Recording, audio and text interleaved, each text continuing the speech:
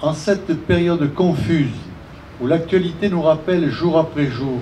que la Méditerranée est bien le carrefour privilégié de rencontres des civilisations et des invasions, entre un Proche-Orient déchiré, une Afrique qui se rue sur l'Europe et un vieux continent qui craint de disparaître, cette journée nationale d'hommage aux harkis prend une connotation toute particulière.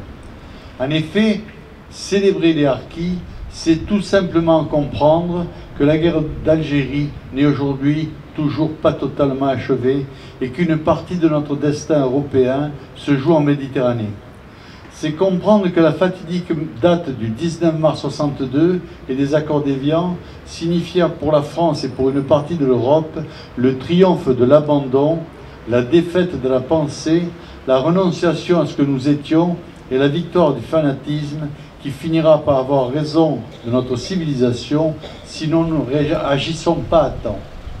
Dans un 21e siècle qui cherche à s'émouvoir des multiples flux migratoires et appelle les bonnes consciences morales à accueillir autrui, cet hommage aux harkis nous rappelle la rudesse d'un abandon national criminel qui conduisit au moins 100 000 d'entre eux vers une mort certaine sans que cela ne fasse couler la moindre larme des donneurs de leçons du prêt à penser d'aujourd'hui.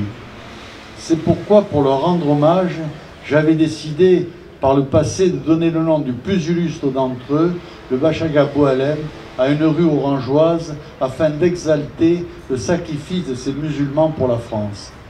Je sais bien qu'il n'est plus dans l'ère du temps et l'actualité récente nous l'enseigne de célébrer le dévouement héroïque de ceux qui ont combattu pour l'Algérie française et que nos plus hautes instances préfèrent promouvoir la culture de ceux qui ont été vaincus par nos armes.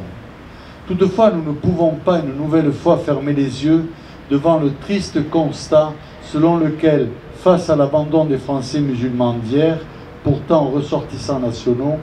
correspond trop injustement aujourd'hui l'accueil de populations apatrides, déboussolées et qui ne pourront jamais culturellement prendre racine chez nous. Bien sûr, ce n'est pas la France qui est coupable, mais bien tous les détenteurs de la pensée unique qui, sous couvert d'humanisme et de républicanisme, pensent que l'identité est modelable à merci.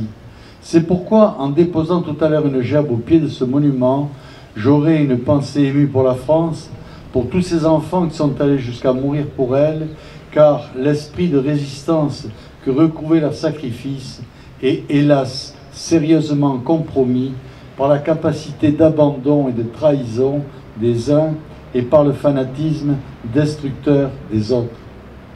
Honneur à nos morts, vive la France.